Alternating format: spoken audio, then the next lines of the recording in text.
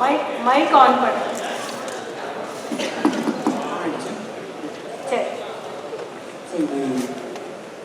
ரொம்ப பெருமையாக இருக்குது எனக்கு. நான் வார்த்தையில் கரெக்டாக சொல்ல தெரியல எனக்கு. அவ்வளோ பெருமையாக இருக்குது.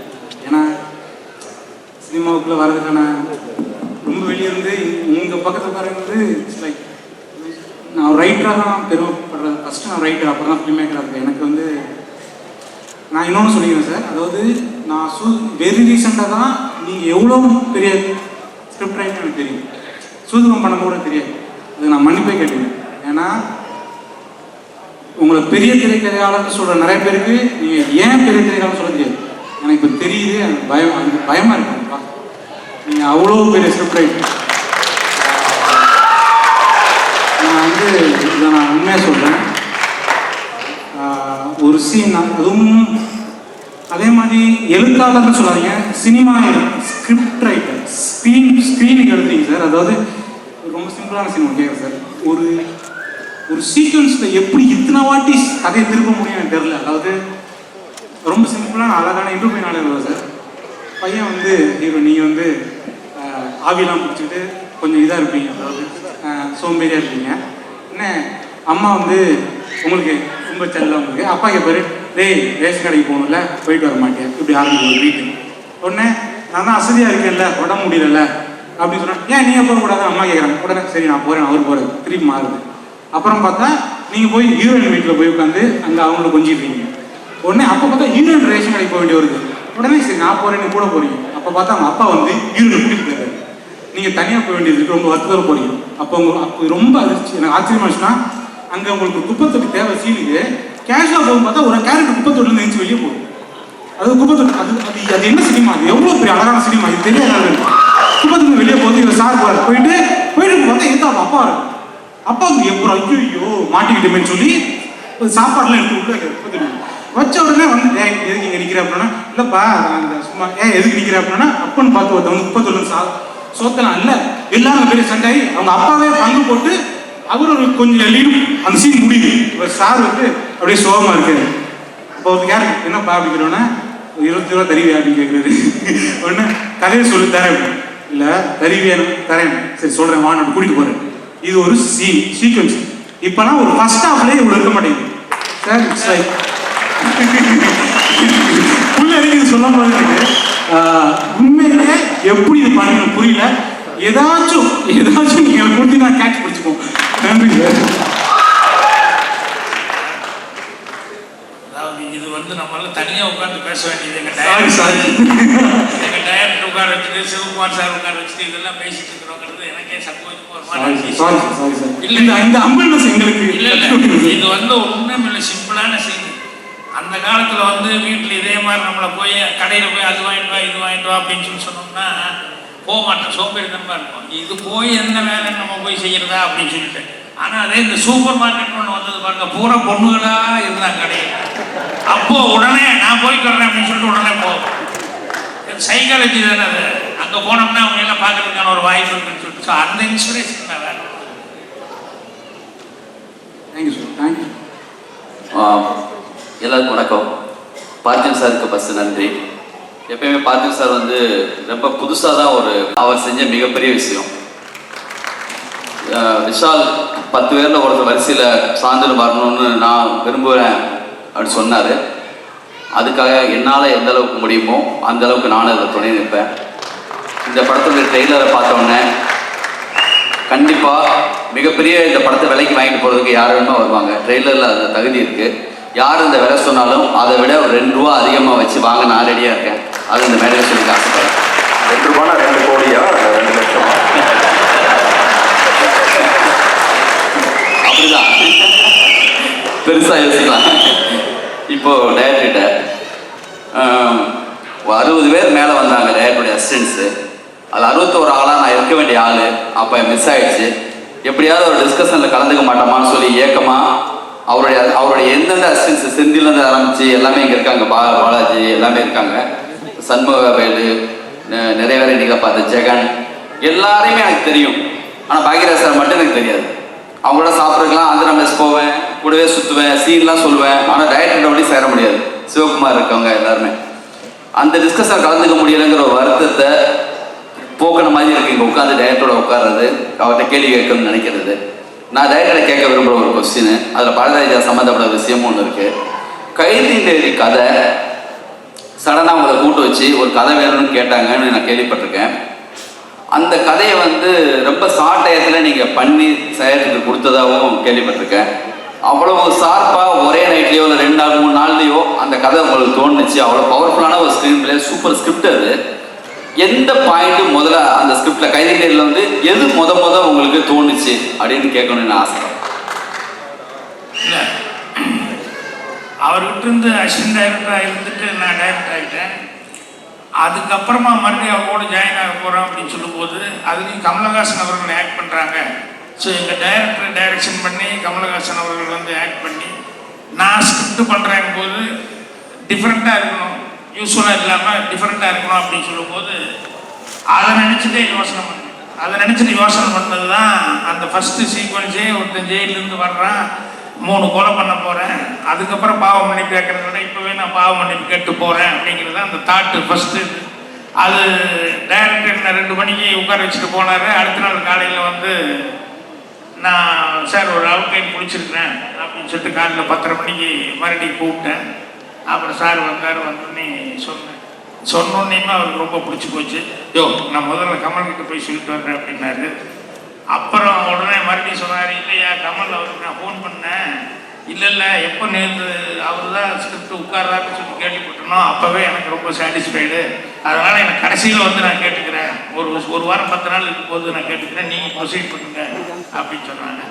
ஸோ அதே நினைப்பா தவமாக இருந்து நம்ம யோசிச்சோம்னா கண்டிப்பாக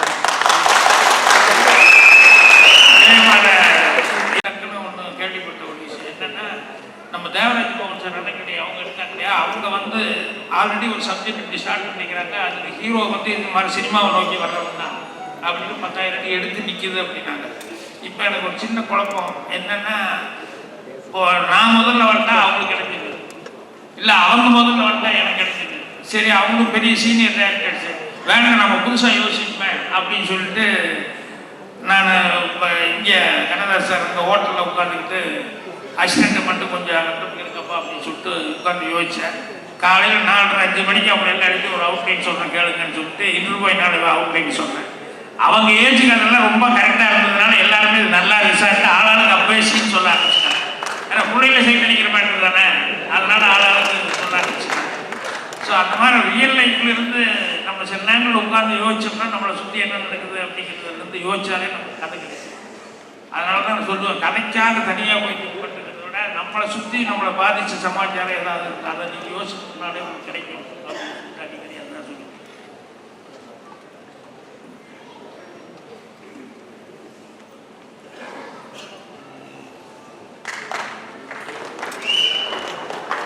அரங்கத்தில் இருக்கும் அனைவருக்கும் வணக்கங்கள். நான் வந்து பார்த்திபன் சார்ட்ட வேலை பார்த்துட்டு இருக்கும்போது சோத்து கட்சின்னு ஒரு படத்துக்கு பூஜை பண்ணோம். ஒரு கதையெல்லாம் ரெடி பண்ணி எல்லாம் பண்ணும்போது சோ சார் வந்து அதில் கலந்துக்கிட்டாங்க. பூஜை நான் சினிமாவில் வந்து கலந்துக்கிட்டேன்னு சொன்னாங்க. அதை மீறி சோ சார் வந்தாங்க, பாக்கியராஜ் சார் வந்தாங்க. அந்த நிகழ்ச்சியை நான் தொகுத்து வழங்கி முடிஞ்சு கிளம்பி போகும்போது எங்கள் டேரக்டர் வந்து எப்பொழுதும் டேரக்டர்னு அவரை சொல்லி அவர் நடந்து வரும்பொழுது வெளியே டேரக்டர் அவங்க டேரக்டர் பாரதிராஜாவை சொல்லிவிட்டு 4-5 டேரக்டர் பேர் குழப்பத்தில் வெளியே காரியத்தில் நடந்து வரும்போது பார்த்திபன் சார் அவர் கேட்குறாரு, தொகுத்து வழங்கினானே அவன் யார் அப்படின்னு. என் அசிஸ்டன்ட் சார் அப்படின்னு. இவ்வளோ தான் எனக்கு கேட்குது. அதுக்கப்புறம் ஏதோ நம்ம பற்றி ஒரு பேச்சு நடக்குதுன்ட்டு நான் பின்தங்கிட்டேன். பின்னதுனால அவர் கார் ஏறி கிளம்பி போயிட்டாரு. போனதுக்கப்புறம் அலுவலகத்துக்கு போனால் எங்கள் டைரக்டர் சொன்னார், பாக்கியராஜ் சார் உங்களை வர சொன்னார், அவர் அடுத்து படம் ஆரம்பிக்கிறாராம், நீ போய் அசிஸ்டன்ட் சேர்ந்துக்க அப்படின்னு. உடனே நான் அவசரமாக மறுத்தேன், வேண்டாம் சார்னு. ஏன்னா கதை பேசுவோம்னு எங்கள் டைரக்டர் ராத்திரியெல்லாம் எவ்வளவு நேரம் ஒரு சீனை பேசுவார் தெரியுமான்னு இவர் சொல்லி நான் கேட்டிருக்கேன். என்ன இப்போ பாக்கியராஜ் சார் என்னடா ஆகும் ராத்திரி கூட தூங்காம கொள்ளாம நம்ம இவர்கிட்ட பாடே பத்தல, நம்ம அவர்கிட்ட போய் பாட்டு கதை பேசி எப்போ நடந்து எப்போ டைரக்டர் ஆகிட்டு ஐயோ சார் வேண்டாம் சார் நான் உங்கள்கிட்ட இருந்துக்கிறேன் சார் அப்படின்னு சொல்லி ஒரு கிடைச்ச லிங்குசாமி சொன்னது போல ஒரு பொண்ணான வாய்ப்பு பெற்று நடுவு விட்ட வேணாம். நான் எதுக்கு இப்போ அவசரமாக வந்தேன்னா அந்த டிஸ்கஷனுக்கு போகாமல் தப்பிச்சுட்டான், இங்கே வந்தா மறுபடியும் டிஸ்கஷன் மேலே உட்கார வச்சுட்டாங்களேடா அப்படின்னு நினைச்சேன். ஏன்னா அவர் பாக்கியராஜ் சார் எப்பொழுதுமே வந்து தலைவர்னு சொல்கிற எம்ஜிஆரை பற்றி எனக்கு ஒரு கதை கேள்விப்பட்டது தான். எம்ஜிஆர் அவர்கள் வந்து ராமாவரம் தோட்டத்தில் இருக்கும்போது ஒரு 5 வயசு பையனை வந்து தோளில் உட்கார வச்சுட்டு ஒரு அப்பா தினசரி நிற்கிறாரு. அவர் காரில் போகும்பொழுதுலாம் எம்ஜிஆர் அந்த பையனை பார்க்குறாரு, அப்பாவை பார்க்குறாரு. 3 நாள் தொடர்ந்து நிற்கிறாங்க. 3வது நாள் ஒரு 5 வயசு பையனை வச்சுட்டு நீங்கள் நிற்கிறாங்களே எதுக்குறாங்க? எம்ஜிஆர் காரை நிப்பாட்டிங்க, வாங்க உங்களுக்கு என்ன வேணுங்கிறது. இல்லை உங்களுக்கு ஒரு பேர் வைக்கணும் நீங்கள். இவனால என்னம்மா பேர் வைக்க வச்சிருக்கீங்க? வயசு 5 ஆச்சு எம்ஜிஆர். எப்படி சொல்லி கூப்பிட்டீங்க அவனை அப்படின்னு கேட்டாரான். எம்ஜிஆர் சொன்னாரா, அப்பா சொன்னாரா, அவனை மலைக்கல்லன்னு கூப்பிடுவோம் நாங்கள் அப்படின்னு. மலைக்கல்லன்னு ஒருத்தர் பேர் வச்சுங்க. ஆமாம் தலைவரே, உங்கள் படம் பார்த்துக்கிட்டு இருந்தான், பார்த்துக்கிட்டு இருக்கும்போது பிறந்தவன் மலைக்கல்லன் பார்க்கும்போது அதனால உங்கள் வாயால் பேர் வைக்கிற வரையும் அவனை மலைக்கல்லன்னே கூப்பிடுவோம் வச்சுருந்தோம் அப்படின்னா. என்னடா இப்படி இருந்தால் எம்ஜிஆர் அப்பா அன்றைய காலகட்டத்தில் இருந்து ஒரு 100 ரூபாயை கையில் கொடுத்து போடா போய் நல்லா போய்ட்டு அனுப்புறாரு. ஊருக்குள்ளே போனால் அந்த அப்பனுக்கு பெரிய சந்தோஷம். எம்ஜிஆர் அவர்கள் பார்த்து 100 ரூபா கொடுத்துட்டாரு என் பிள்ளைக்கு அப்படின்னு. அந்த 100 ரூபாயை செலவழிக்காமல் ஒரு ஃபோட்டோ ஃப்ரேம் போட்டு மாட்டி வைக்கிறாங்க வீட்டில். மலைக்கல்லன் வளர்றான், படிக்கிறான். இடைப்பட்ட நேரத்தில் எம்ஜிஆர் ராமச்சந்திரன் அவர்கள் முதலமைச்சர் ஆகிறாரு. படித்த மலைக்கல்லன் 12வதுல வந்து 1200க்கு கிட்டத்தட்ட 1150 மார்க் வாங்குறான். அவ்வளவு வாங்கி அவனால் மெடிக்கல் சீட்டு சேர முடியல. 2 மார்க் குறைச்சலா இருக்கு. ஊர் மொத்தமும் சொல்லுது, போய் எம்ஜிஆரை பாரு, உனக்கு தான் அப்பவே வந்து 100 ரூபா கொடுத்தவர் அவர் தான் முதலமைச்சர் போய் பார்க்க முடியுமா என்ன? ஆனால் ஊரில் இவன் நம்புவான்ல, இவன் கொடுத்த பில்டப்ல நீ போய் பாரு, அவர் மெடிக்கல் சீட்டு வாங்கி கொடுத்துருவாருன்னு. இப்போ மலைக்கல்லுடைய அப்பாவும் மலைக்கல்ல நடந்து வர்றவன் வந்து இப்போ எம்ஜிஆர் எப்படி அறிமுகப்படுத்திக்கிறது? இப்போ அவர் ராமநாதபுரத்தோட கோட்டைக்கு போறாரு. கோட்டைக்கு போகும்போது இந்த 100 ரூபா கொடுத்துருந்தாருல, அதை ஃப்ரேம் தலைக்கு மேலே தூக்கிட்டு இப்போ மலைக்கல்ல நிற்கிறான் ராமநாதபுரத்தோட வாசல்ல. எம்ஜிஆர் முதல் நாள் போனவரை வண்டியை நிப்பாட்டிட்டு மலைக்கல்லன்னு அவன் ஜென்ம சாபலி அடைஞ்சிட்டானா. 15 வருஷம் கழிச்சு ஒருத்தன் மலைக்கல்லுன்னு பேர் சொல்றாரு தலைவர். என்னடா இங்கே நிற்கிற அப்படின்னா, இல்லை இந்த மாதிரி நல்லா படித்தேன், மார்க் வாங்கினேன், மெடிக்கல் சேர முடியல, பின்னாடி காரில் ஏறு விட்டாரான். பின்னாடி காரில் ஏறினா எங்கே போகிறாங்கன்னா கோட்டைக்கு போகிறாங்க. எம்ஜிஆர் முதலமைச்சர் போகிறாரு, பின்னாடியே மலைக்கல்லன் அப்பாவும் போகிறாங்க. இவங்களுக்கு வந்து டாக்டர் ஆகிட்டதாக அவங்க தோணிருச்சான். இதுக்கு மேலே வேற என்ன வேணும்? காரில் உட்காந்துட்டோம், முன்னாடி தலைவர் போகிறாரு, பின்னாடி காரில் போகிறேன் எங்கே கோட்டைக்கு அப்படின்னு நினச்சி கோட்டைக்குள்ளே போனால் ஐஏஎஸ் ஆஃபீஸர் வர வைக்கிறாங்க, உட்கார வைக்கிறாங்க. மலைக்கல்ல கூட்டு கேட்குறாங்க. கேட்டால் எம்ஜிஆர் வந்து அதிகாரிகள் என்ன சொல்கிறாங்க, ஐயா சீட்டெல்லாம் போட்டு முடிஞ்சாச்சு, 1 வாரம் ஆச்சு, இப்போ சீட்டு போட முடியாது. என்ன இவ்வளோலாம் படிச்சிருக்கேன், சீட்டு போட முடியாங்கிறீங்க. இருக்கேன், ஆந்திர பிரதேசம் முடிஞ்சிருச்சா சீட்டு வரான், முடியல அப்படின்னோடனே நேரம் என்டி ராமாராவ் ஒரு ஃபோனு. சொல்லுங்க என்னென்ன பேசவே இல்லை ரொம்ப நாளாக. அந்த முதலமைச்சர் என்டி ராமாராவ் வந்து எம்ஜி ராமச்சந்திரன் கேட்குறாரு. இவர் சொல்றாரு, இல்லை எனக்கு ஒரு மெடிக்கல் சீட் வேணும். ஏன்னா இதுக்கு என்ன நீங்கள் ஃபோன் பண்ணுறீங்க? யாருக்கு? என் பிள்ளைக்கு தான் அப்படின்னா. மலைக்கல் அப்பா இன்னுக்கு போய் முட்டிட்டானா. தலைவரை பார்த்தாச்சு, காரில் ஏறியாச்சு, என் பிள்ளைங்கிற வார்த்தையை கேட்டாச்சு, இனிமே என்ன இப்போ அப்படின்னோடனே அவர் சொன்னார், அனுப்பி வைங்க, அவன் மருத்துவராக வேண்டிய செலவு என் செலவுன்னு என்டி ராமராவ். முடிஞ்சு மலைக்கல்லை படிக்க ஆந்திராவுக்கு போயிட்டான். படித்தான். இவருக்கு முதலமைச்சர் இருந்தார். உடம்பு சரியில்லாமல் இருந்துச்சு எம்ஜிஆருக்கு. அமெரிக்காவுக்கு போகிறாங்க. நமக்கு எல்லாருக்கும் தெரியும், ஜப்பானிய டாக்டர் கான்கிறவர் தான் வந்து எம்ஜிஆர் பார்த்துக்கிட்டாரு. பார்த்துக்கும் போது எம்ஜிஆர் உடம்பு முடியாமல் இருக்காரு. கதவை திறந்து வர்றான். டாக்டர் கானுடைய ஐசட் மலைக்கல்ல டாக்டரா எம்ஜிஆருக்கு வைத்தியம் பண்ணுறான். இது ஒன்று. இதற்கப்புறம் அவருடைய வாரிசுன்னு சொல்லப்பட்ட பாக்கியராஜ் அவர்களை பற்றி எனக்கு ஒன்று தெரியும். என்ன தெரியும்னா, நான் வந்து பள்ளிக்கூடத்தில் படிக்கும்போது முந்தானி முடிச்ச படத்தை முதல்ல வந்து அப்போ பஸ்ஸில் வந்து வீடியோ கேசட்டில் படம் போடுவாங்க. காரைக்குடியிலேருந்து மதுரை வரும்போது வீடியோ கேசட் தான் நான் முதல்ல படம் பார்க்குறேன். வெள்ளிக்கிழமை படம் ரிலீஸ், வெள்ளிக்கிழமை வீடியோ கேசட்டில் பார்த்தேன். இந்த திருட்டி சிடி கிட்டத்தட்ட 30 ஆண்டு காலம் இருக்குது தமிழ்நாட்டில். அது ஆனால் இப்போ வீடியோ கேசட்டுங்கிறதுனால ரொம்ப அலையாக ஓடி படம் தெரியுது. பஸ்ஸே குலுங்கி சிரித்து இறங்க வேண்டிய வேலூர் இறங்க வேண்டிய திருப்பத்தூர்ல இறங்க வேண்டிய மதுரையில் இருக்கிறான். மதுரைக்கு வந்து இறங்க மாட்டேங்கிறான், படம் ஓடிட்டுங்கிறான். நான் பஸ்ல இருந்து இறங்கி நேராக போய் எங்கள் வீட்டு பக்கத்தில் சிந்தான தேட்டர், அந்த தேட்டர் வாசலில் போனால் தேட்டர் கொண்டல 1000 பேர், வெளியே 2000 பேர் நிற்கிறான். அதில் வந்து தடுமாறி 1 ரூபா 10 காசு டிக்கெட், தர டிக்கெட்டு 1 ரூபா 10 காசு டிக்கெட்டை வாங்கி அந்த படத்தை போய் பார்த்துட்டு தான் நான் வீட்டுக்கு போனேன். அந்த படத்தை பற்றி எனக்கு சொன்னாங்க. பாக்கியராஜ் அவர்கள் எல்லோரும் சொன்னாங்க இல்லையா, எதையுமே வந்து கதையை முடிக்காமல் போக மாட்டாரு, அதிகமாக சீன் பேசுவார், திருப்பி சரியான்னு கேட்டு வர சொல்லும்போது சொன்னாங்க, முந்தானி முடிச்சுட்டு நாம் எல்லோரும் உயர்ந்து பார்த்த இன்டர்வல்ல குழந்தைய போட்டு கால் தாண்டும்ல, அந்த காட்சி கதையில் முதல்ல கிடையாது. ஷூட்டிங் போகும்போது பரிமளம் சொல்றா, அவர் என்னை கெடுத்துட்டாருன்னு ஊர் கூடுது, பஞ்சாயத்து தகராறு, தாலி கட்டுறாரு. இப்படியாக கதை. நாளை காலம் ஷூட்டிங் ஆரம்பிக்கும் பொள்ளாச்சியில். ராத்திரி கலைஞான சார் வர்றாரு. பாக்கியராஜ் அவர்களுக்கும் அடுக்கடுக்காக கதை பேசுவார். உதவியாளர்களோட ஒரு தடவை, அப்புறம் முன்னாள் உதவியாளர்களோட ஒரு தடவை, அதுக்கப்புறம் அதுக்கு மேலே சீனியர்களோட ஒரு தடவை, இப்படி எல்லாத்தையும் பேசுவது போல அடுத்த நாள் காலையில் படம் படிக்க வச்சுக்கிட்டு கலைஞான அவர்களை கூப்பிட்டு கதை சொல்றாராம். கதை கேட்டு முடிச்சோடனே கதை சொல்லி முடிக்கும் மணி 9 மணிக்கு கலைஞான அவர்கள் வந்து சொல்லுவார். சார் ஒரு கரெக்ஷன் சொல்றாரு, நான் சொல்றேன். என்ன கலைஞான ஒரு கதை கேட்டு, நல்லா இருக்கு பாக்கியம், ஒரு 75 days போகும் பாக்கியம். எது குழந்தைய போட்டு தாண்டாத இன்டர்வல் சொல்லியிருக்காரு இப்போ கதையா. ஒரு 75 நாள் 100 நாள் போகும் பாக்கியம் அப்படின்னாரா. என்ன சொல்றீங்க, எல்லாம் நல்லா இருக்குங்கிறாங்க, சில்வர் ஜூப்ளி போங்கிறாங்க, இல்லப்பா நீ ஏன் அவர் கழுத்துல தாலி கட்டுற நீ அவர் கேட்குற சந்தேகம். இவர் சொல்றாங்க அவன் தான் கெடுத்துட்டேன்னு சொல்றாருன்னு. கெடுத்துட்டேன்னு சொன்னா நீ கெடுக்கல அப்ப ஏன் தாலி கட்டினேன்? இல்லண்ணே அவன் நல்லவள்ளனே மண்சோறு சாப்பிட்றானே பிள்ளைய நல்லா பார்த்துக்கிறானே அவர் சொல்றாரு. பாக்கியம் அதெல்லாம் செகண்ட் ஹாஃப்ல. பின்னாடி சொல்ற அவன் நல்லவன். இப்ப ஏன் நீ கழுத்துல தாலி கட்டின? அது கொஞ்சம் பத்தாம தான் இருக்கு பார்த்துக்க அப்படின்னாராம். இப்ப பாக்கியராஜர் வந்து மணி அடிச்சு பையனை கூப்பிட்டு போய் வந்து லிவிங்ஸ்டன் ஆர்கே விஸ்வம் ஜிஎம் குமார் எல்லாரையும் கூப்பிடு அப்படின்னு. அவங்கெல்லாம் என்னன்னா ரைட் எல்லாம் ரெடியாகி ராத்திரி சீக்கிரம் 9 மணிக்கு தூங்கணும்னா காலையில் நம்ம போய் டேரக்டர் வரணும் ஏற்பாடு பண்ணிட்டு இருந்த ஆளுங்க 9:30 மணிக்கு வந்து டேரக்டர் கூப்பிடுறாருன்னா பதக்கிட்டு வச்சான். பிரிச்ச கேரியரை வச்சுட்டு உள்ள வந்தா உட்காருங்கய்யா அப்படின்னு கட்சியை சுருட்டிட்டு எடுத்தோன்னு பஸ் வருதியா இறங்குறேன். அந்த பிள்ளைக்கு தட்டியை கலட்டி அந்த பிள்ளை வெளிக்கு போயிருச்சுன்னு சொன்னோன்னா அவங்க சார் தானே சார் 6 மாசமா பேசணும் இப்போ சார் மறுபடியும் முதல்ல ஆரம்பிக்கிறீங்க இருங்கய்யா கேளுங்கய்யா அப்படின்னு மறுபடியும் ஃபுல் கதை சொல்றாங்க. ஃபுல் கதை சொல்லிட்டு அந்த இன்ட்ரோல் பாயிண்ட் வரும்போது கெடுத்துட்டேன்னு சொன்னா தெரியும். அது குழந்தைய நான் சொன்னேன் சரி அப்போ அந்த குழந்தைய போட்டு சத்தியம் பண்ணுன்னு சொல்றேன் அப்படின்னு ஒன்று உட்காந்து ஐஸ்கட்டு 3 பேரும் என்னது குழந்தைய போட்டு தாண்டறதா குழந்தையெல்லாம் தாண்டக்கூடாது அப்படின்னா பாண்டியராஜர் சொல்றாரு. சொன்ன உடனே இரியா குழந்தைய போட்டேனா போட்டதுக்கப்புறம் அவள் அதிர்ச்சியா இருந்தா அவளுக்கு க்ளோஸ்அப். அதுக்கப்புறம் அப்பா பார்த்தாரு அவளுக்கு ஒரு க்ளோஸ்அப் அப்படின்னு சொல்றாராம். சொன்ன உடனே விஸ்வம் சொல்றாரா ஆர்பி விஸ்வம் சார் குழந்தைய கீழே போட்டா வரிசையா எல்லாரும் க்ளோஸ்அப் போடவும் தெரியாதா சொல்லுங்க குழந்தை தாண்டாலாம் இல்லையா இரியா சொல்றியா நான் அவள் அதிர்ச்சி இருந்தா தாண்டு வாழ மாட்டாலும் யோசிச்சோம் இப்படி இருந்துச்சு. அம்மா க்ளோஸ் அப்படின்னோடனே ஜிஎம் குமார் பாருங்க குழந்தையெல்லாம் தாண்டக்கூடாது தப்பா போகும் எதுக்கு தாண்டாலும் சொல்லுங்க அப்படின்னு சொன்னாரா தாண்டினாயா அந்த இடத்துல படம் இன்ட்ரோவ் எங்க பிள்ளையெல்லாம் போட்டு தாண்டக்கூடாதுன்னு சொன்னாராம். கதை தெரிஞ்ச உங்களுக்கே 1.25 நிமிஷம் பொறுக்க முடியலையே பிள்ளைய தாண்டுவாளா தாண்ட மாட்டாளா தாண்டுவாளா தாண்ட மாட்டாளா துடிக்கிறியே அப்ப படம் கதை தெரியாம அவன் எவ்வளவு துடிப்பான். இதுதான் அவன் கலைஞான சொன்ன கனெக்ஷனு. இப்பதான் என் படம் சிலர் சொல்லி போங்க நாளைக்கு 12 மணிக்கு ஆரம்பிச்சுக்கலாம் ஷூட்டிங் சொல்லிட்டு போய் படம் தூங்கிட்டாராம். அந்த மாதிரி கடைசி வரையும் மெனக்கிறான்னு சொல்றேன் இல்லையா எதுக்கு ஒன்று சொல்றேன்னா எம்ஜிஆர் அவர்கள் மலைக்கல்னை வளர்த்தார்ல படிக்க வச்சார்ல அந்த கதை உண்மையா நமக்கு தெரியாது. ஆனா எம்ஜிஆருக்கு அந்த கதை பொருந்தும். எம்ஜிஆர் கல்வியில் அந்த கதை நம்பவே முடியாது.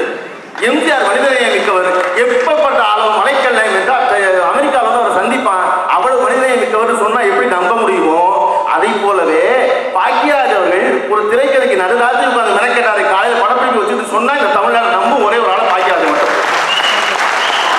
ஏன்னா எனக்கு இது முழுமையா தெரியாது. மலைக்கடல் கதை நான் சொல்லி கேட்டிருக்கேன். நாடோடி கதை போல எம்ஜிஆர் பற்றி பல கதை.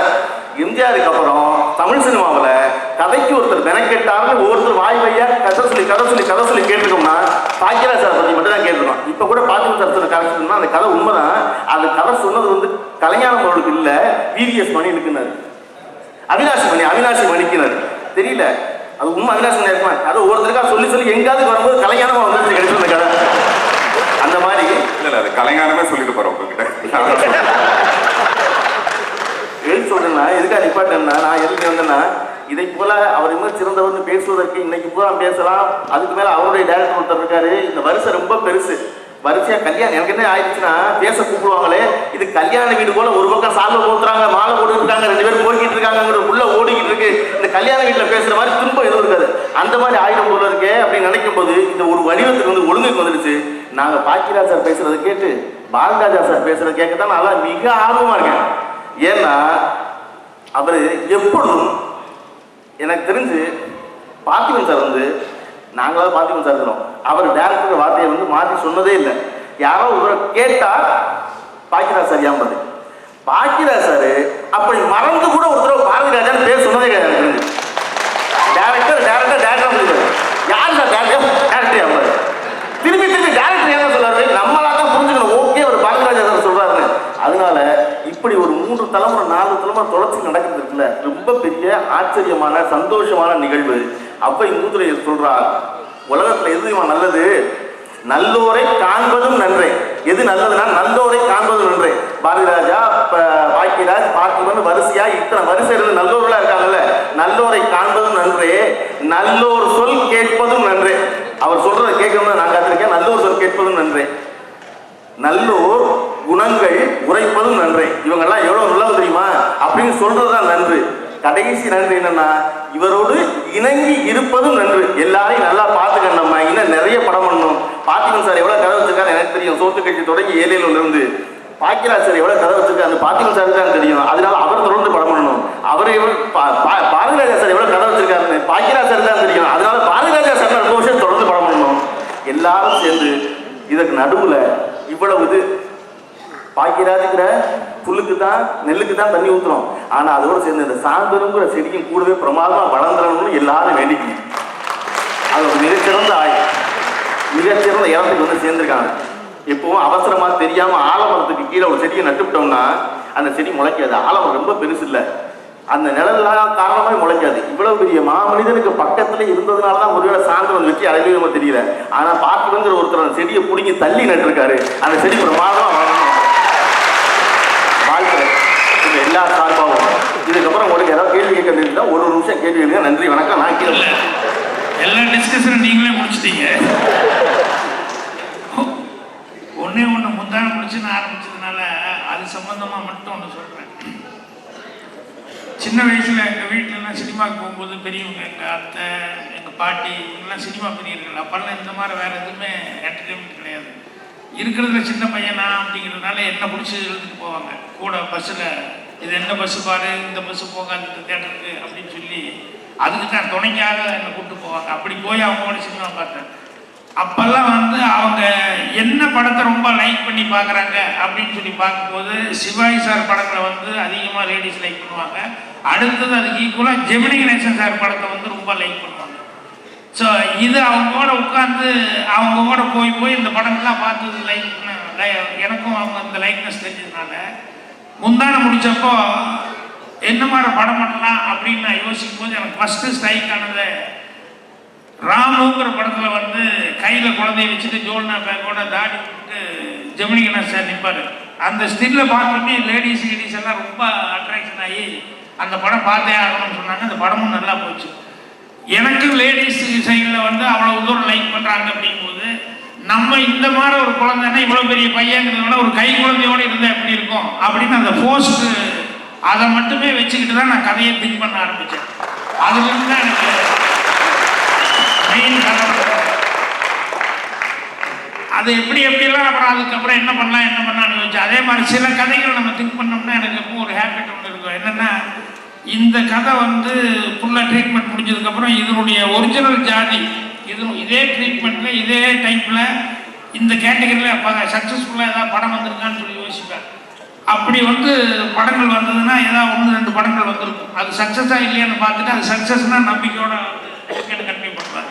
கண்டிப்பாக எந்த படம் நம்ம யோசிச்சாலும் எந்த கதை யோசிச்சாலும் அதுக்கு ஆரிஜின் ஏதாவது ஒன்று இருந்தே தீரும்.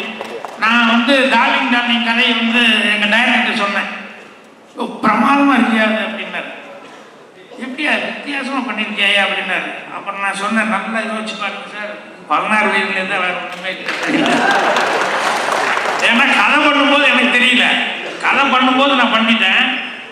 அதுக்கப்புறம் டார்லிங் கதையெல்லாம் சொல்லி முடிச்சுட்டு ட்ரீட்மெண்ட் பண்ணதுக்கப்புறம் இது எந்த ஜாதி அப்படின்னு சொல்லி யோசிச்சு பார்த்தா எனக்கு எங்கெங்கேயோ சுற்றி கடைசியில் பார்த்தா அந்த சப்பானி அப்படிங்கிறது வந்து என்னோட கேரக்டர் லவ்வபிள் இடியட்.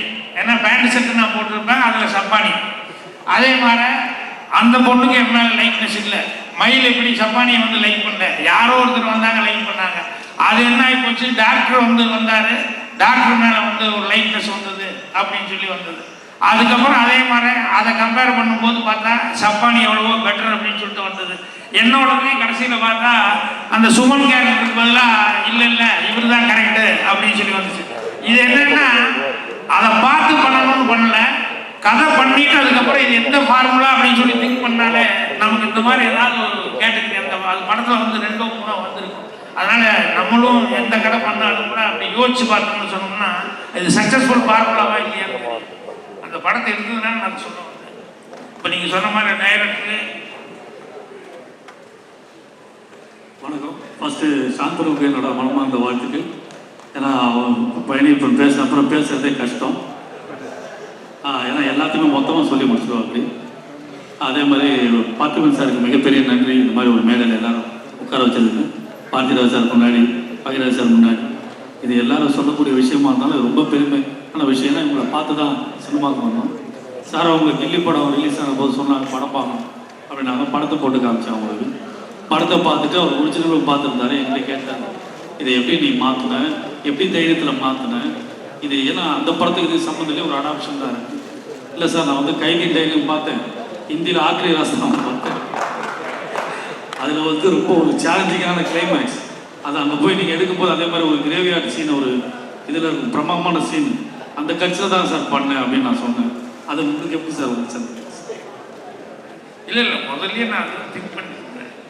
ஓப்பனிங்கில் அதான் திங்க் பண்ணியிருந்தேன். எனக்கு ஒரு நம்பிக்கை இருந்தது. ஒவ்வொருத்தருக்கும் ஒவ்வொரு கதையில் வந்து ஒரு நம்பிக்கை வரும் இல்லையா, அது மாதிரி எனக்கு அது நம்பிக்கை இருந்தது சரியாக வரும் அப்படின்னு சொல்லிட்டு. ஆனால் பெரும்பாலும் என்னென்ன மாற்றி பண்ணுறது அப்படிங்கிறது ரீமேக் பண்ணுறதுல பெரும்பாலும் பண்ண மாட்டாங்க. என்ன பண்ணால் நாளைக்கு ஏதாவது ஒரு இடத்துல ஆகிடுச்சுன்னு சொன்னால் ரொம்ப தப்பாகிட்டு பேசாமல் ஒழுங்காக அதே பண்ணிட்டு போக வேண்டியதானே அப்படின்னு சொல்லிட்டு. அதனால் கொஞ்சம் ரிஸ்க் எடுத்து பார்க்க வேண்டியது சினிமா. வேறு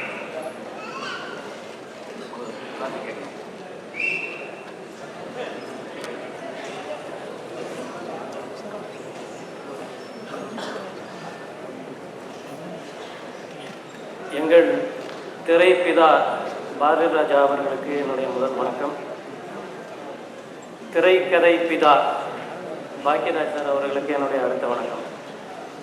ஒரே ஒரு வேண்டுகோளும் ஒரு கேள்வியை மட்டும்தான் நான் வைக்க போகிறேன். வேண்டுகோள் வந்து இது வந்து இந்தியன் வங்கியோட ஆடிட்டோரியம், இந்த இந்தியன் பேங்க் அவங்களுக்கு வந்து நான் ஒரு வேண்டுகோள் கொடுக்குறேன். உங்களுடைய ஏடிஎம் வாசல்களில் ஒரு ஸ்க்ரீன் வச்சு அதில் வந்து பாக்கியராஜ் சாருடைய படங்களை வந்து நீங்கள் திரையிட்டீங்கன்னா க்யூவில் ரொம்ப நேரம் நிற்கிறவங்களுக்கு வந்து சலிப்பு தட்டாமல் எவ்வளோ நேரம் வேணாலும் அவங்க நின்று பணம் வாங்கிட்டு போகிறதுக்கு தயாராக இருப்பாங்க அப்படிங்கிறத நான் தெரிவிச்சுக்கிறேன். என்னுடைய கேள்வி, திரு பாரதி ராஜா அவர்கள் உங்களை டேஷ் எந்த காரணத்திற்காக உதவியாளராக சேர்த்து கொண்டார்? நீங்கள் எந்த டேஷ் காரணத்துக்காக திரு பார்த்திபன் அவர்களை சேர்த்து கொண்டீர்கள்?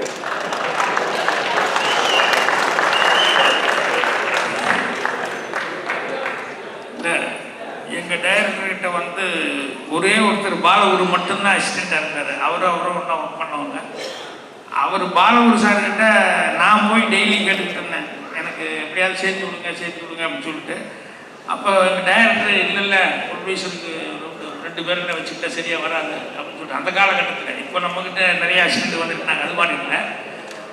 அப்புறம் நான் எப்படி தப்பாக ஒரு நாள் போய் அவர் பாலகுரு சாரை பார்க்க போனேன், அவர் இல்லை. அப்போது எங்கள் டைரக்டர் உட்காந்துருந்தார். எனக்கு இவர் தான் டைரக்டர் எனக்கு தெரியாது. நான் போய் எதார்த்தமாக excuse me can I meet mister Balaguru அப்படின்னு. ஏன்னா இங்கிலீஷில் பேசுகிறது தான் மரியாதை. he just gone out. What's your name? And I'm not such a big star. I will wait outside and I will see him afterwards. No, tell me your name. அதுக்கு மேலே எனக்கும் வர மாட்டேங்குது. No, I will wait outside. அப்போ அவர் நினைச்சிட்டாரு இந்த பையன் நல்லா படிச்சிருக்கான் போலுக்கு, கொஞ்சம் விவரமா இருக்கான் அப்படின்னு. நான் நினைச்சுக்கிட்டேன் எங்க டைரக்டர் பயங்கரமா படிச்சிருப்பார் போலுக்கு. இந்த காம்பினேஷன் அப்படியே சேர்ந்துருச்சு. ஏதோ குடிச்சு போய் வாயா அப்படின்னாரு, சேர்ந்துருச்சு. அதுக்கப்புறம் வந்து இங்கிலீஷ் எல்லாம் தெரியலன்னா கூட கதையில் ரொம்ப இன்ட்ரெஸ்டாக இருக்கிறது, ஆர்வமாக இருக்கிறதும். அதுக்கப்புறம் வந்து ஒரே ஒரு தடவை வந்து அன்றைக்கி பாட்டு சாங் ரெக்கார்டிங் எடுத்துகிட்டு இருக்காங்க. ஃபஸ்ட்டு சேர்ந்து போகிற ஏவிஎம் மாறார் திட்டம். அதுக்கு முன்னாடி எல்லாம் ஏவிஎம்குள்ளே போகும்போது உள்ளே விட மாட்டாங்க. என்னன்னு சொல்லி கேட்டு யாருன்னா என்ன சொன்னாலும் உள்ளே விட மாட்டாங்க. அப்போது ஏவிஎம்குள்ளே போய் தைரியமாக, ஏன்னா அசிஸ்டன்ட் டைரக்டர் வர சொல்லிட்டாரு அப்படின்னு சொல்லிட்டு தைரியமாக போய் அசிஸ்டன்ட் டைரக்டர்கிட்ட உள்ளே போனேன். போன உடனே அப்போ பாட்டு ரெக்கார்டிங்க, எனக்கு இளையராஜாவை பார்க்கணுன்னு ஒரு ஆசை. அப்புறம் பாட்டு ரெக்கார்டிங் எப்படி இருக்குங்கிறத பார்க்கணுன்னு ஆசை. அப்போ தான் ஃபஸ்ட் டைம் உள்ளே போயிருக்கிறேன். அதனால் நான் போனோடனே இங்கே வாயா அப்படின்னு சொல்லி ஸ்கிரிப்டை கொடுத்தாரு. இதை வந்து ஒரு தடவை படிச்சுக்கோ நீ, ஏன்னா நிறைய நேட்டிவிட்டி வேர்ட்ஸ் எல்லாம் இருக்கும். அந்த நேட்டிவிட்டி வேர்ட்ஸ் புரியலன்னா தப்பாக போகும். அதனால் வந்து நீ ஒரு தடவை படிச்சுக்கோ. நிறையா வில்லேஜ் லைஃப்லாம் உன்னை பார்த்தா பேண்ட் செட்டு போட்டு படித்த பையன் மாதிரி தெரியுற மாடனாக இருக்குது, சிட்டி பையன் மாதிரி இருக்கு. அதனால் இந்த வில்லேஜ் நேட்டிவிட்டி ஃபுல்லாக படிச்சுக்கோ அப்படின்னாரு. இவர் படிச்சுக்கோன்னு சொல்லிட்டு போய் சாங் ரெக்கார்டிங்க்கு உள்ளே போயிட்டாரு. நான் பின்னால் சைடில் போய் இந்த கேண்டீனில் அங்கே டேபிள் சேர் இருந்தது, அங்கே போய் உட்காந்துக்கிட்டு கடன்னு படித்து முடிச்சுட்டு டக்குன்னு உள்ளே வந்து ரெக்கார்டிங் பார்க்குறதுக்காக நின்றுருந்தேன். அப்போ எதுக்கும் திரும்பினார். யோ, நான் உனக்கு என்னையா சொன்னேன், ஸ்கிரிப்ட் படின்னு சொல்லி தான் நம்மகிட்ட கொடுத்தேன். ஸ்கிரிப்டை படின்னு இங்கே வந்து நின்றுருக்கேன். இல்லை சார் நான் படிச்சுட்டேன். ஏய், இப்போ தான் கொடுத்த ஒரு 15 நிமிஷம் கூட ஆகலை, நீ படிச்சிட்டியா அப்படின்னு சொல்லிட்டு எங்கே சொல்லு அப்படின்னாரு. நான் கடன்னு 14 வயதுல என்ன கதையோ அதை அப்படியே சொல்லிட்டேன். சொன்னோடனே ஆச்சரியப்பட்டேன். எப்படியா 15-20 நிமிஷத்தில் எப்படியா இல்லை சார் ரொம்ப இன்ட்ரெஸ்டிங்காக இருந்தது, அதனால நான் படித்தேன், மைண்டில் டக்குன்னு இருந்துச்சு, வித்தியாசமாக இருக்குது அப்படின்னு. ஸோ அது அவருக்கு ரொம்ப பிடிச்சது.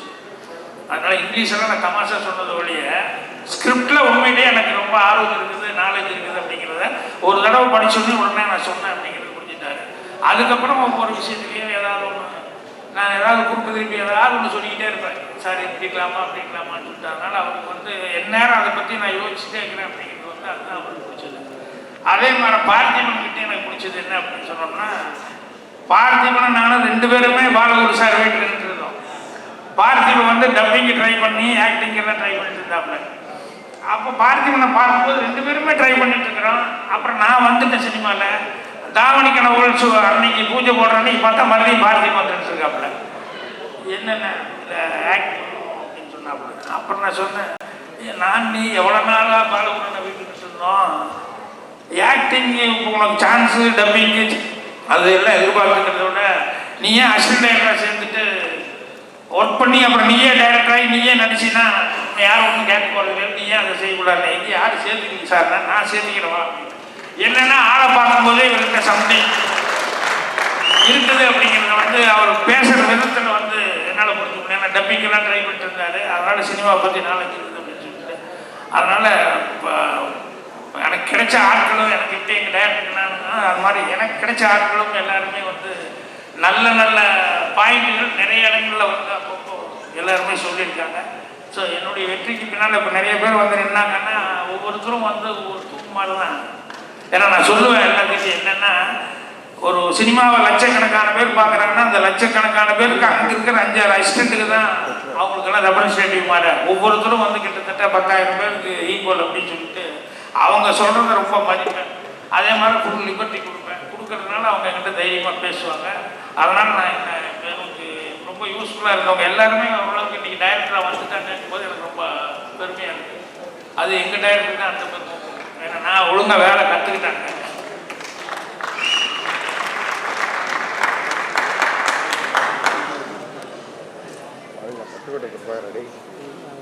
எல்லாருக்கும் வணக்கம். இங்கே நான் ஒரு எழுத்தாளராக இந்த நிகழ்ச்சிக்கு வரல, சாரோட ஒரு உதவியாளராக தான் இங்கே வந்திருக்கேன். பவுனு தான் அவசர போலீஸ் 100 அப்படின்னு 2 படத்தில் உதவியாளராக பணிபுரிஞ்சிருக்கேன். பாக்யராஜ் சாரை பற்றி என்ன சொல்கிறது, ஒரு பார்த்திபன் சார் வந்து இன்விடேஷன்லேயே அந்த புதுமையாக ஒரே வார்த்தையிலேயே சொல்லிட்டார். முதல் பேஜில் வந்து ஸ்க்ரீன் பிளே, அடுத்தது ஒரு கார்பன் ஷீட், அதுக்கு அடுத்தது வந்து கே பாக்யராஜ். ஒரு கார்பன் ஷீட்டில் முன்னாடி என்ன எழுதுகிறோமோ அதான் பின்னாடி வரும்.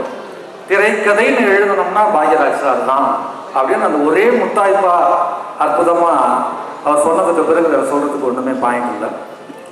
நாங்கள் எல்லாருமே இன்றைக்கி ரொம்ப ஒரு குடும்ப விழாவாக நினச்சி ரொம்ப ஃபீல் பண்ணி ரொம்ப இந்த Cloud 9 அப்படின்னு சொல்லுவாங்க, ரொம்ப உற்சாகமாக இருக்கிறத வந்து Cloud 9ல் மிதக்கிறேன் அப்படின்னு. இப்படி தான் இருக்கும்னு நினைக்கிறேன் இந்த Cloud 9. அதனால தான் இப்படி கொண்டாந்து நிறுத்தி வச்சிருக்காருன்னு நினைக்கிறேன். பாக்யராஜ் சாரோடைய திரைக்கதை சாமர்த்தியம் பற்றி பேசணும்னா 1 மணி நேரம் தேவை. வழக்கமாக எல்லாருமே வந்து முந்தானை முடிச்சு அந்த 7 நாட்கள் இந்த படங்கள் எல்லாத்தையுமே சொல்லியிருக்காங்க. அந்த 7 நாட்கள் அந்த கிளைமாக்ஸை பற்றி பேசாத நபர்களே கிடையாது. ஆனால் அந்த 7 நாட்கள் படத்தை இன்னைக்கு ரீமேக் பண்ணினால் அந்த கிளைமாக்ஸ் வைக்க முடியுமான்றது எனக்கு சந்தேகம். அதே மாதிரி ஒரு கேள்வி கேட்டால் அந்த தாலியை கழட்டி கொடுத்துருமா அப்படின்னு சொன்னால் இவ்வளோதானே, நான் ஏற்கனவே கழட்டி ஓரமாக வச்சிருக்கேன், வெறும் ஜெயின் தான் யாருன்னு வந்து கழட்டி கொடுத்துட்டு போயிடுவான்னு நினைக்கிறேன். அதே தாலியை கழட்டி கொடுக்கும் மேட்டர் வந்து புதிய வார்ப்புகளில் ஒரு அற்புதமான ஒரு கிளைமாக்ஸில் அதையும் நியாயப்படுத்தி இருக்கிறார். ஸோ ஒரு திரைக்கதையின் வெற்றி அப்படின்றது என்னன்னா நியாயப்படுத்துதல், கன்வின்ஸ் பண்ணுறது. ஆடியன்ஸை எடுத்துக்கொண்ட கதைக்கு ஆடியன்ஸை தயார்படுத்தி கன்வின்ஸ் செய்கிறது தான் சிறந்த திரைக்கதை. அதை வந்து 2 விதமாகவும் பண்ணியிருக்கிறாரு. இந்த 2 படங்கள்ல 2 விஷயம் மட்டும் நான் சொல்லணும்னு நினைக்கிறேன். மௌன கீதங்கள் படம் வந்து இன்னைக்கு இந்த ஃபேமிலி கோர்ட்டுக்கு வர்றாங்க இல்லையா, டைவர்ஸுக்குன்னு, அவங்களுக்கெல்லாம் கவுன்சிலிங் அப்படின்ற செக்ஷன்ல இந்த படத்தை உட்கார்ந்து பாருங்கன்னு சொல்லணும். அவ்வளோ ஒரு முக்கியமான படம். ஏன்னா வந்து ரொம்ப கத்தி மேல நடக்கிற மாதிரியான ஒரு பிரச்சனை. ஒரு கணவன் வந்து ஒரு சிச்சுவேஷன்ல மனைவிக்கு துரோகம் பண்ணியாச்சு. ஸோ அப்போ வந்து நெகட்டிவ் கேரக்டர் ஆனால் படம் பார்க்குற நமக்கு சரிதா நெகட்டிவ் கேரக்டர் மாதிரியும் இவர் ஹீரோ மாதிரியும் இவர் ஒன்றுமே தப்பே பண்ணாத மாதிரியும் நமக்கு தெரியும். ஸோ அந்த அளவுக்கு நம்மளை கன்வின்ஸ் பண்ணியிருப்பாரு. மன்னிக்கவும், எந்த தவறையும் மன்னிக்கலாம், அதெல்லாம் உள்ள மெசேஜ் வந்து மிகப்பெரிய தவறு. நீங்கள் சிலப்பதிகாரத்திலேருந்து உள்ள விஷயம் தான் அது. கண்ணைக்கு மன்னிக்க முடிஞ்சதுனால தான் கோவலனுக்காக போய் பேசினான். அதனால அந்த மன்னிக்கிறது தன்மை அப்படின்றத அடிப்படையாக வச்சு அவர் பண்ணி அந்த மௌன கீதங்கள் ரொம்ப அற்புதமான ஒரு படம். அது எல்லாருமே பார்க்க வேண்டியது. அடுத்ததாக வந்து இந்த ஜாதி பிரச்சனையை அவருடைய குரு பாரதி ராஜா வந்து ரொம்ப சீரியஸாக வேதம் புதிதுன்னு பண்ணினார். ஆனால் ஜனரஞ்சகமா ரொம்ப அற்புதமான ஒரு முத்திரை படைப்பாக இது நம்மாது அப்படின்ற ஒரு படத்தில் அவர் கொடுத்தது வந்து மறக்கவே முடியாத ஒரு படம். சார்கிட்ட நான் ஒரு கேள்வி கேட்டே ஆகணும். தாவணி கனவுகள் படத்தில் ஒரு காட்சி, ஒரு சொதப்பலான காட்சி எப்படி இருக்கும் அப்படின்றதும் இருக்கும். அந்த காட்சி எப்படி இருந்தால் நல்லா இருக்கும் அப்படின்றதும் இருக்கும். அந்த இரண்டாவது பெஸ்ட் காட்சியை பார்த்துட்டு தான் டைரக்டர் வந்து உங்களை செலக்ட் பண்ணுவார். ஸோ ஒரு கிரியேட்டராக ஒரு சொதப்பலான காட்சியையும் கன்வின்ஸ் பண்ணிட்டு அது சொதப்பலாக இருக்குன்றதையும் ஆடியன்ஸை ஃபீல் பண்ண வச்சு, இல்லை இந்த காட்சி இப்படி இருக்கலாம் அப்படின்னு அதை தாண்டி இன்னொரு அற்புதமான காட்சியையும் சிந்திச்சு 2 இடத்துலையுமே கைதட்டல் வாங்கியிருக்கீங்க. அந்த காட்சியை எப்படி கன்வின்ஸ் பண்ணீங்க, எப்படி கன்சீவ் பண்ணீங்க, எப்படி சிந்திச்சிங்க, அதுதான் நான் தெரிஞ்சுக்கணும்னு நினைக்கிறேன். இல்லை, ஒரு நல்ல சீன் வந்தது அப்படின்னு சொல்லணும்னா அந்த நல்ல சீனை வந்து உடனே நம்ம சொல்லிட்டா அதுக்கு எஃபெக்ட் இருக்காதுங்க. அதனால அதுக்கு முன்னால் வந்து கொஞ்சம் ஒரு டம்மியாக ஏதாவது ஒரு சீனுகளை வச்சுட்டு அப்புறம் இதை சொல்லும்போது தான் ஜனங்களுக்கு கிளாஸ் கிடைக்கலாம் தோணும். ஸோ அந்த டம்மியாக சொல்கிற சீனு கூட காமெடியாக இருக்கணும்னு சொல்லி வச்சுருந்தேன். நாளைக்கு கிடைக்கிற பலாக்காயோட இன்னைக்கு கிடைக்கிற கலாக்காய் மேலுமா அப்படிம்பாரு. அப்புறம் அவனு எங்கள் டைரக்டர் அப்படியே ரியாக்ஷன் பார்த்துட்டு அப்படின்ட்டு போவார். அப்புறம் மறுபடியும் போய் சார் ஒரு பிரமாதமான ஒரு டைலாக் வந்து என்னென்னா, அம்மா எல்லாருமா சேர்ந்து ஆளு கொஞ்சம் விஷத்தை குடிச்சிட்டு செத்து போயிடுவோம்மா, பிரேக் போயிடுவார். ஸோ இதெல்லாம் கொடுத்துட்டு அதுக்கப்புறமா நான் அதை சொல்லும்போது அது கொஞ்சம் எஃபெக்டாக வருது. அதனால் கொஞ்சம் மெனக்கெடணும். அடுத்து இந்த ஆடியோ ரிலீஸ் ஃபங்க்ஷன் பார்த்தோம். எல்லா பாடல்களுமே சிறப்பாக இருந்தது. இந்த படம் மிகப்பெரிய வெற்றியை அடையணும். சாந்தனு அவர்கள் அந்த முதல் 10 வரிசையில் இன்னும் முன்னேறி முதல் இடத்திற்கே வரணுன்ற வாழ்த்துக்களுடன் அமைகிறேன். வாய்ப்புக்கு நன்றி.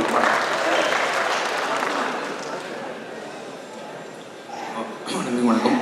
கண்டிப்பாக நான் ஃபீலிங் வெரி ஹாப்பி. நான் பெரிய லெஜெண்ட்ஸ் நீங்கள் எல்லாருமே நலன்னு சொன்ன மாதிரி இன்னமும் வந்து நான் யூஸ்வலாக ஸ்க்ரீன் பிளேலாம் கற்றுக்கணும் அப்படின்னா வந்து யூஸ்வலாக புக்ஸ்லாம் சொல்கிறாங்க ஃபீல் இந்த மாதிரி. பட் ஆனால் வந்து உங்கள் படங்கள், பாரதிராஜர் படங்கள் எல்லாமே பார்த்தீங்கன்னா அந்த ஃபார்ம் வந்து எனக்கு தெரில. இன்னும் அதோட ரகசியத்தை வந்து எந்த ஒரு ஸ்க்ரீன் பிளே புக்கோ இல்லை ஒரு டெம்ப்ளேட் இருக்குலையோ அடங்காத ஒரு ஃபார்மாக இருக்குது. ஸோ இப்போது இருக்கிற ஃபில்ம் மேக்கர்ஸ் நீங்கள் வந்து கண்டினியூஸாக வந்து பயங்கரமான கதைகள்லாம் ரொம்ப ஷார்ட் டைமில் பண்ண முடியல. இப்போ நீங்களால் வந்து நாங்கள் முன்னங்கி ஒரு ஸ்க்ரீன் பிளே எழுதுக்கு 6 மாதம் 7 மாதம் 1 வருஷம் ஆயிருக்கு. ஸோ அந்த ஒரு ரகசியம்னு சொல்ல மாட்டேன், ஏதோ ஒரு சின்ன ஒரு எப்போ யூ ஃபீல் தட் ஓகே இந்த படம் வந்து திரைக்கதை வந்து படமாதுக்கு ரெடியாக இருக்குன்னு உங்களோட அந்த ஹஞ்ச் எப்போ இல்லையா? நம்மளை சுற்றி என்னென்ன நடக்குதோ அதை நல்லா அப்சர்வ் பண்ணிகிட்டே இருந்தோம்னா டெஃபினட்டாக அதுலேருந்து நமக்கு ஸ்ட்ரைக் ஆகும். அதனால் சுற்றி நடக்கிறது எல்லாமே சாதாரண இன்சிடென்ட்னு பார்த்தோம்னா அது இன்சிடென்ட் தான். இல்லை அதுக்குள்ளே என்னவோ ஒன்று இருக்குது அப்படின்னு சொல்லிட்டு அப்படி யோசனை பண்ணோம்னா அது வேறு மாதிரி இருக்கும். இப்போது ராசுகுட்டி படத்துக்காக ஊட்டிக்கு பக்கத்தில் அங்கே ஷூட்டிங் போயிருந்தோம். அந்த ஹோலி பாட்டு அப்போ அந்த பானையை உடைக்கிற மாதிரி ஒரு ஷாட்டு. அந்த பானையை நான் உடைக்கும் போது அதுலேருந்து அந்த டஸ்ட்டு உடைஞ்சி வந்து கண்ணில் டப்புன்னு வந்துச்சு. உடனே என்ன பண்ண தெரியல. ஆனால் அந்த ஏரியா வந்து டவுனும் பக்கத்தில் இல்லை. ஒன்றும் ஊட்டிக்கு வரணும், இல்லைன்னா அந்த பக்கம் வேறு சைடு போகணும். போனால் தான் போய் ஏதாவது மருந்து வாங்கிட்டு வர முடியும். அப்போ கண்ணெல்லாம் செவந்து போச்சு. என்ன பண்ண தெரியாமல் முடிச்சுட்டு இருந்தோம். அப்போ கூட்டத்தில் ஒரு ஆள், ஏமா பார்வதி இது என்ன மருந்து இல்லை அது இதுன்னு நிலம் போத்திட்டு இருக்காங்க, போமா வீட்டுக்கு கூப்பிட்டு போய் அந்த ஒரு சங்கில் பால் கொடு, அது கண்ணில் போட்டாருன்னா சரியாக போகும், மத்தியானத்துக்குள்ளே சரியாக போகும் அப்படின்னாரு. இப்போ ஒரு அம்மா வந்து அது கொஞ்சம் வெக்கப்பட்டுக்கிட்டு சரி வாங்க அப்படின்னு சொல்லிட்டு முன்னால் போச்சு. என்ன போங்க சார் இதில் என்ன இருக்குது போங்க அப்படின்னாங்க. இப்போ நானும் பின்னாடியே போகிறேன். அந்த லேடி யாருன்னு எனக்கு தெரியாது. ஆனால் அவங்க போய் வீட்டுக்குள்ளே போயிட்டாங்க. நான் வெளியே உட்காந்துருந்தேன். அவங்க வந்து இந்த பால் சங்கல் பிடிச்சி கொடுத்தாங்க. நான் போட்டு மத்தியானத்துக்கு மேலே ஒரு தடவை போட்டு சரியாக போயிடும் அப்படின்னு சொல்லிட்டு எனக்கு ரொம்ப இன்ஸ்பைரிங்காக இருக்குது. அவங்க யார், அவங்க வந்து இப்படி பால் கொடுத்து நமக்கு இது பண்ணுறாங்களே அப்படிங்கும்போது இந்த பால் மேட்டர் எனக்கு ரொம்ப உறுத்திக்கிட்டே இருந்தது. அப்படி இது எல்லாம் பண்ண முடியாதான்னு யோசிச்சப்ப எனக்கு என்ன தோணுச்சு அப்படின்னு சொன்னால், 2 பேரும் நல்லா லவ் பண்ணிட்டு இருக்காங்க. இப்போ அந்த ஹீரோ அவளை விட முடியாது, அவளுக்கும் இவனை விட முடியாது. அப்படிங்கிற நேரத்தில் ஒரு நாள் ஹீரோவுக்கு தெரிஞ்சது என்னன்னா, இவங்க அம்மா இறந்து போனப்போ அந்த ஹீரோயினுடைய அம்மா தான் எனக்கு பால் கொடுத்துருக்காங்க அப்படிங்கிற மாதிரி தெரிஞ்சது. இப்போ இவன் என்ன பண்ணுவான், லவ் பண்ணிட்டு இருக்கான். ஸோ ஆட்டோமேட்டிக்காக ஒரு சிக்கல் வந்துருச்சு. இல்லை இப்போ அவன் பாயிண்ட் ஆஃப் வியூவில் வந்து என்னடா நம்ம தாய்ப்பால் குடிச்சிருக்கிறோம், அங்கே வந்து இந்த ஹீரோயினும் தாய்ப்பால் குடிச்சிருக்கா அப்படின்னு சொன்னாலே அது ஒரு சிக்கல். பட் இப்போ மதரெல்லாம் என்ன சொல்கிறாங்க, ஐயோ நீ ஏன் அப்படி நினைக்கிற, இது ஒரு மெடிக்கல் இது மாதிரி தான் நான் நினைக்கிறேன், நீ அப்படி நினைக்காத அப்படிங்கிறாங்க. எப்படி பார்த்தாலும் நீ மதர்லி ஃபீலிங் வந்ததுன்னா, நான் மதர் இல்லாமா, நீ எனக்கு சண்டை இல்லாதான், அதனால் அப்படி எடுத்துக்கோ அப்படிங்கிறாங்க. எப்படி சொன்னாலும் அவன் கன்வீனியன்ஸ் ஆக மாட்டேங்கிறான். இப்போ இது சிக்கல் தானே. ஸோ இதை வச்சுக்கிட்டு நம்ம மண்டை உடைச்சோம்னா அப்புறம் அதுக்கு தீர்வு வரும். எல்லாம் ஒரு ரொம்ப நன்றி. ரொம்ப நன்றி சார். Thank you so much.